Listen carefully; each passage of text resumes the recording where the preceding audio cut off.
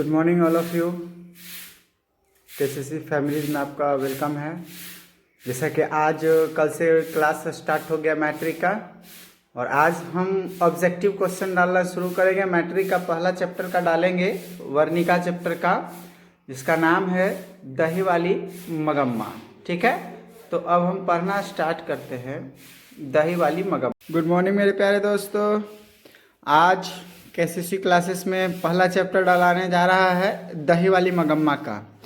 तो देखिए, पहला क्वेश्चन है दही वाली मगम्मा के रचयिता कौन है, यानी कि इसके लेखक कौन है। दही वाली मगम्मा के लेखक कौन है? सातकोरी होता, या ईश्वर पेटरीकर, या श्रीनिवास, या प्रेमचंद। तो इसका आंसर आपका करेक्ट हो जाएगा कि इसका आंसर है श्रीनिवास। याद रखिएगा किसका आंसर क्या है? श्रीनिवास। अगला क्वेश्चन है कि श्रीनिवास साहित्यकार हैं किस चीज़ के, मतलब कि ये किस भाषा में लिखे हैं। तो ये साहित्यकार जो है कन्नड़ भाषा के हैं। मगम्मा वर्षों से बारी में क्या बेचा करती थी? बारी में देखिए, मगम्मा जो थी क्या बेचती थी? तो वह जो बेचा करती थी दूध, चावल, मछली, ये सब कुछ नहीं बेचती थी। वो क्या बेचती थी? तो दही बेचा करती थी। नजम्मा की कौन थी? नजम्मा जो थी मगम्मा की वह कौन थी? नजम्मा जो थी मगम्मा की क्या थी? पुत्र वधू, यानी कि उसकी वो क्या थी? पुतोह थी। श्रीनिवास का पूरा नाम क्या है? श्रीनिवास का पूरा नाम क्या है? याद रखिएगा कि श्रीनिवास का पूरा नाम क्या है। तो श्रीनिवास का पूरा नाम जो हुआ, उनका नाम है आरती वेंकटन अयंकर। मगम्मा कहाँ के रहने वाली थी? मगम्मा कहाँ का रहने वाली थी? तो याद रखिएगा, मगम्मा जो थी वेंकटपुर बेंगलुरु की रहने वाली थी। कहाँ की थी? वेंकटपुर बेंगलुरु की रहने वाली थी। अगला क्वेश्चन है मगम्मा और बहू के झगड़े का कारण क्या था? मगम्मा जो थी और उसकी बहू हमेशा झगड़ा करते रहती थी। तो किस कारण से उसका झगड़ा होते रहता था? तो उसके पोते को लेकर झगड़ा होते रहता था हमेशा, क्योंकि वो पोते को जो थी बहुत मारती थी, और उसकी जो सास थी वो पोते को मारने से रोकती थी, जिस कारण से उसको झगड़ा हुआ करता था। मगम्मा किस प्रदेश के गांव के भारतीय नारी है? मगम्मा जो है किस प्रदेश के भारतीय गांव की नारी है? तो मगम्मा जो है वह जो है पश्चिम बंगाल की है। कहाँ की है? पश्चिम बंगाल की। मगम्मा की बहू क्या थी? मगम्मा की बहू जो थी उसका क्या नाम था? मगम्मा की बहू का क्या नाम था? याद रखिएगा कि मगम्मा के बहू का जो नाम था वो था नजम्मा नाम था। मगम्मा के बहू का क्या नाम था? नजम्मा नाम था। दही कौन बेचा करती थी? बताइए, आप लोग बताइए, पढ़े होंगे तो आप लोग को याद होगा कि दही कौन बेचा करती थी। तो दही जो बेचती थी ना, नजम्मा की सास, यानी कि कौन बेचती थी? मगम्मा बेचती थी। झगड़ा करने से क्या बढ़ता है? अब आप बताइएगा कि अक्सर आप लोग हमेशा झगड़ा करते हैं, तो झगड़ा करने से अक्सर क्या बढ़ता है? तो झगड़ा करने से ना तेवर तो बढ़ते नहीं हैं।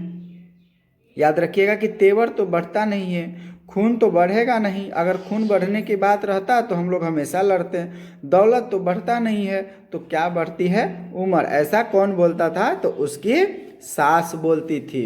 याद रखिएगा कि सास बहू की लड़ाई में मगम्मा के बेटे ने किसका साथ दिया था? जब सास और बहू का लड़ाई हो रहा था तो मगम्मा किसका साथ दिया? बेटा जो था किसका साथ दिया था? तो उसकी पत्नी का साथ दिया था। उस समय वो अपनी माँ से बोला था कि माँ, ये जो आई है ब्याह करके मैं जिसके लाया हूँ, यह किसके सहारे आई है? ये मेरे सहारे ही आई है, इसीलिए मैं इसका साथ दूंगा। इसलिए क्या होता है कि उसका बेटा जो होता है अपने पत्नी का साथ देता है। बहू ने सास से समझौता क्यों कर लिया? बहू ने सास से समझौता क्यों कर लिया था? याद रखिएगा, कैसे लिए कर लिया था? मजबूरी से किया था कि मजबूरी से किया, कि प्रेम से किया, कि शौक से किया, कि रुपए के कारण किया? तो वह प्रेम से कर ली थी। कारण यह था कि उसको, जो मगम्मा थी, वो जब दही बेचने जाती थी, उसको रास्ते में एक व्यक्ति था जो तंग किया करता था, जिसका नाम था रगम्पा।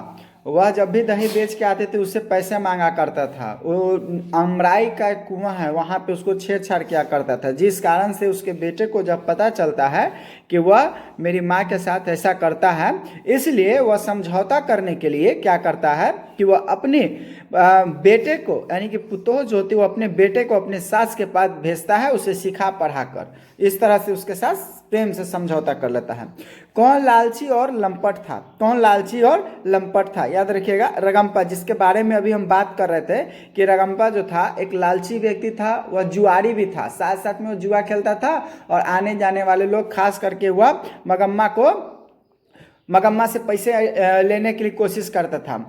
इस कहानी की कथावाचिका कहाँ की है? मतलब कि ये जो कहानी लिखा है वह कहाँ की रहने वाली है? तो याद रखिएगा कि ये जो है ना बेंगलुरु में के है। कहाँ के है? बेंगलुरु में के है। वी आर नारायण ने किस कहानी का अनुवाद किया? तो वी आर नारायण जो है किस कहानी का अनुवाद किए हैं? तो याद रखिएगा अभी जो चैप्टर हम पढ़ रहे हैं कौन सा है? दही वाली मगम्मा। तो दही वाली मगम्मा को वी आर नारायण ने अनुवाद किया है, याद रखिएगा। तो यह वीडियो आपको कैसा लगा मेरे प्यारे बच्चों? आप कमेंट करते रहिए, बताइए। इस तरह से आपको डेली एक ऑब्जेक्टिव का मिलेगा और अभी से ही आप ऑब्जेक्टिव का तैयारी शुरू कर दीजिए ताकि अब की बार अच्छा से अच्छा मार्क्स ला सके। धन्यवाद।